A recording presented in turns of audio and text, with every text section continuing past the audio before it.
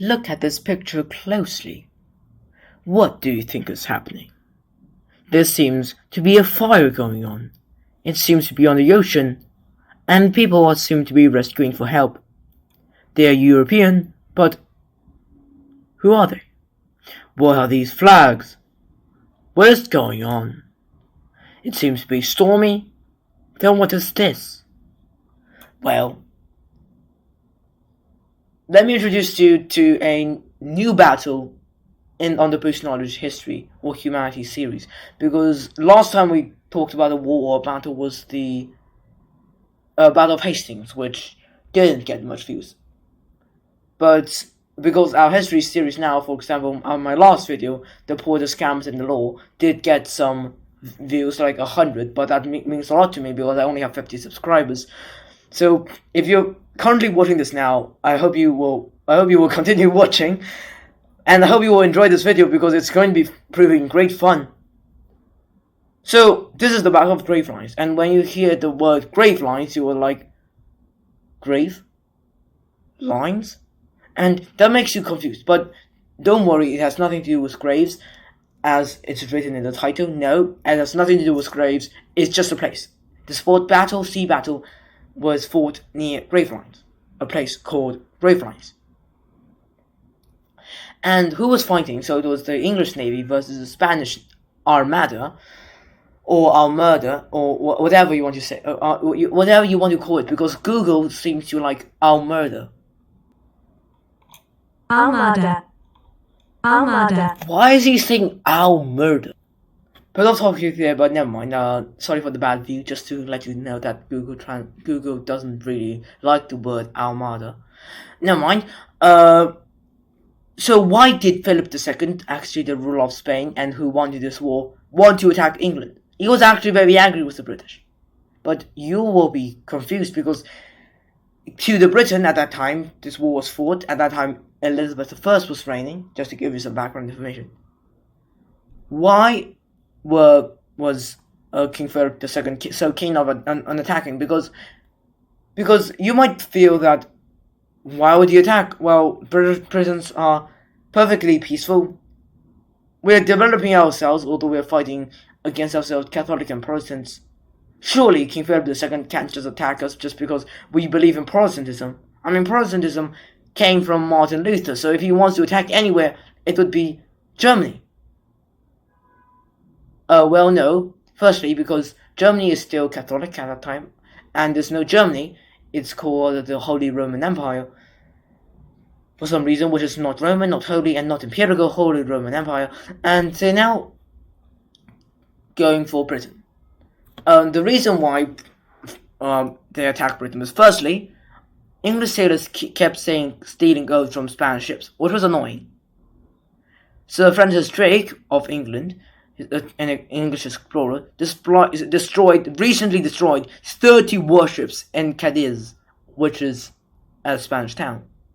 Also, Queen Mary I, and Queen Mary, Queen of Scots, died. They were both Catholic, only to be replaced by Queen Elizabeth I. And the biggest problem is that Queen Elizabeth I killed Queen Mary, Queen of Scots, which is outrageous, right? You killed a Catholic monarch, and Philip II was like, no, you can't do that. That's immoral. That's savage. But the truth was, as we all know, if you watched his prayers before, that Queen Mary, Queen of Scots, was actually trying to kill Queen Elizabeth I, and you have written evidence. You have written evidence. There's no denying this fact. Anyways, and you add further insult insult upon injury. The Spanish Netherlands, which is nowadays Belgium and Luxembourg, rebelled against Spanish, and rebelled against the Spanish, and you might be like, what can they do? Oh no, they were successful and proved to be extremely annoying, to be helped by a country, England. So that's why Spain hates England so much, and so King Philip II was like, damn it, I am going to take this into personal matters myself. I am going to invade England. So what was his plan? So he had already, King Philip II had, after a while, produced an armada, or armada, or whatever Google wants to call it. I'm calling it armada, which covered 12 kilometers squared of sea, which is pretty impressive. And like 12 kilometers of land is like the entire problem. I think it's, wait, don't lambast me in the comments if I get this wrong, but I think it's the Circle Line in London, like everything in the Circle Line in London. Yeah, because I think that's about 12 kilometers squared, and that's a lot of place. That's a lot of place. That literally covers some of our main train stations, etc. And that's impressive. Like 130 ships, and at that time, like nowadays, 13 kilometers squared is still a long distance. And if you were, no mind, just a bit off topic. So what King Philip, I keep calling him King Francis for some reason. King Philip wanted to meet up at Calais with some 2,000 to 20,000, I mean, Spanish soldiers, and invade England, get rid of Queen Elizabeth I, and make himself king of England and Spain, and finally England becomes Catholic. But wait, what about the statistics? How prepared was the British Navy? Or English Navy, because Great Britain had not been established yet until James I.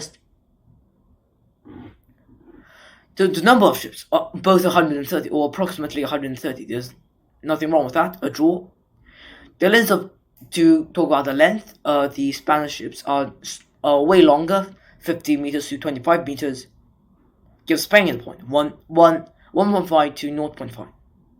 But English ships are way faster than Spanish ships, so 1.5 to 1.5. There are more Spanish soldiers than English soldiers, so 2.5 to 1.5.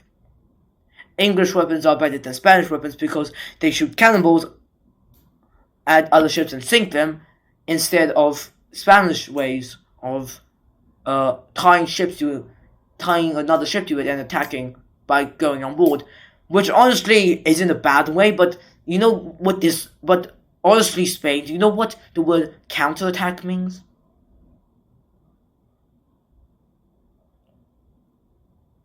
Yeah, never mind. But, I mean, I should respect it, but I think England's way is better. 2.15 to 2.5. And the ability of leaders shows that English leaders are way better. They are efficient, they are powerful, and the Spanish leaders, I mean, their leadership is okay, but you have to consider the fact that the Spanish troop commander himself is seasick. How can he command well if he himself is seasick? So the result is 2.5 to 3.5, and England wins. So many people, because Spain media and Spanish soldiers themselves are like, ho ho, we are awesome, we are brilliant, we have 130 ships, we cover 12 kilometers squared of sea, we will win this battle completely. So what you tend to do, a lot of you, and I can't say I don't do it either, but what most people tend to do is assume. But you can never assume, because you have to check on reliable resources like, for example, Wikipedia or actual history textbooks. You can't just go on some random chat on Reddit and say, he said that the Spain Armada was more powerful than the English Navy at that time. I'm just gonna believe it. But you don't do this, because you have to actually evaluate them. And probably after this, you probably agree that the English Navy was probably a bit more powerful, at least. So what actually happened in the battle? So firstly, the Spanish ships set out as a crescent, because that was very hard to attack. They were spotted at Cornwall by British Navy, so the British Navy was ready. They were like, you did invade our country? No chance, no chance. And they tried to chase Spanish ships, but they dealt no damage, and they didn't even sink a ship. The Spanish arrived at Calais. So they're going to get the 20,000 soldiers, invade England, and have a war with England on land. So what is the sea battle doing here? Because no, the 20,000 troops were delayed. Oh no. How? King Philip, the commander troops were like, oh wait, if you attack now, we were just gonna die, so what are you gonna do? Wait. Oh no, we're not giving you time to wait. So Sir Francis Drake attacked. And attack was actually a good weapon. Fire ships, which are ships literally lit on fire, made of wood, and because Spanish ships are made of wood, will light up the Spanish ships as well. And especially if you're in the middle of the ocean, like, fire ships can cause a lot of problems. So the Spanish ship fleet scattered. English ship chased them. They were like, oh, and to add insult upon injury, there was a big storm. So at that time, Spanish ships decided to sail north above the north of Scotland and west and south around Ireland and back to Spain, which is not a bad plan considering that you don't need to sail around the world for this, and also you can't go westward because of the British troops. But what really happened, well, I mean, this plan was carried out, but what really happened was that the storm was too powerful, and they went around Scotland and Ireland, yes, but they were shipwrecked. Many soldiers were starved and also died from infected wounds. Nearly all the ships were damaged by the end of all this. And when they arrived on Irish and Scottish territory, yes, of course, because they're all Catholic. Remember, Irish and Scottish, they're all Catholic. So they're going to welcome them and launch a foreign assault on England. But no, they all attacked them, mostly killed. But, I mean, why? Because they thought they were British? Because they didn't like them invaders? Because they just wanted to be left alone? Maybe they felt a threat? I don't know. But what I do know is that this happened. And yeah. GG's for Spanish people. And only 67 ships, 67 years, ships returned to Spain. Which is a tragedy, like nearly half of the ships died. I mean, got sunk. Is it half? No. Yeah, 65 is half the ships. I mean, nearly. So what happened afterwards? Obviously, you might say, Queen Elizabeth I gives a speech, the whole of England celebrates, the British Navy get prepared, and there will never be an attack again, which is true. But there's another effect, another thing that happened.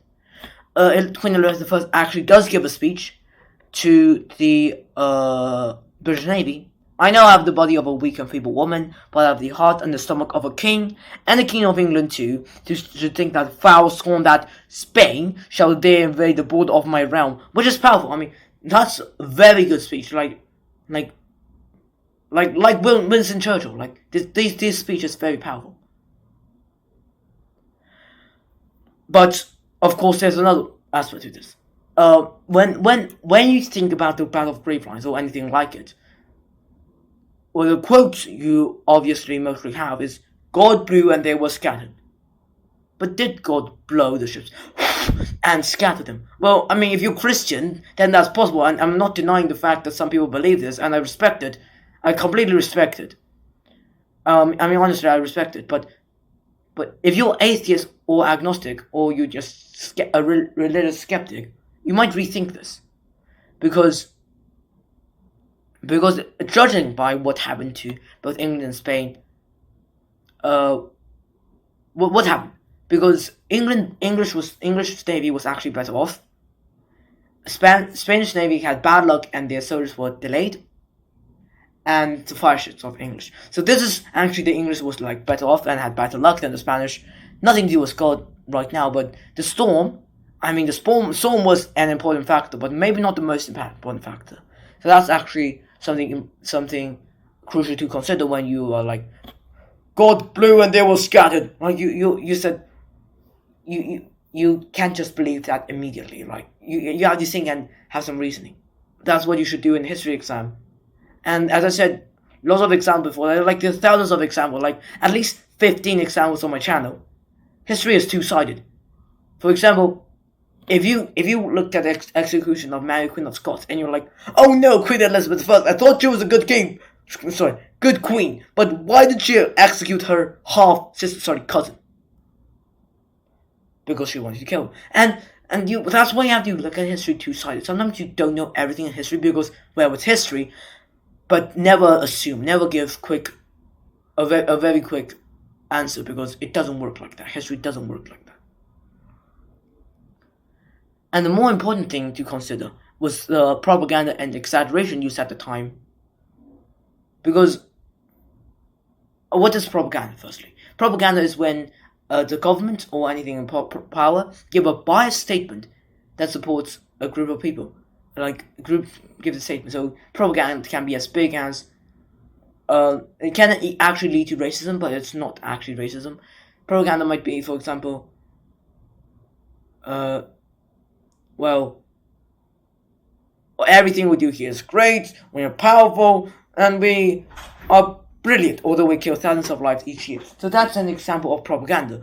And I mean, not all propaganda is bad, not all propaganda is good, but it does want to change the hearts of the people, which is what governments want to do. Like, because at that time, Protestants and Catholics were fighting each other, right? And the government wants to give a clear statement that, look, Protestants are better than Catholics, and persuade the Catholics. So that's what. Or if you're a Catholic ruler, you want to persuade the Protestants, like, look, Catholicism is better. This is what Henry VIII, Edward VI, Mary I, not Lady Jane Grey because she only reigned for 9 days, and Queen Elizabeth all tried to do. They all tried to bring one side of religion, but only did Queen Elizabeth I realize that the middle way was the better, and the middle way actually worked for it. But what, to be honest, because at that time Catholics were causing trouble for Queen Elizabeth I, what God blew and they were scattered mean? Because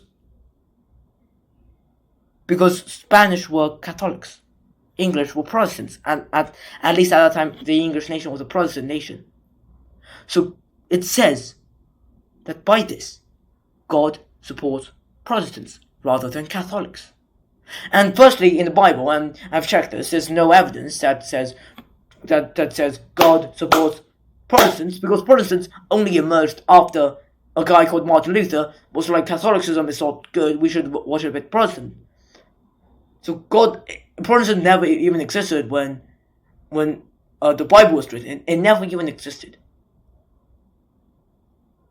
But you could argue that God found Protestantism and like, this is good, but because nobody can know that. I mean nobody can know that.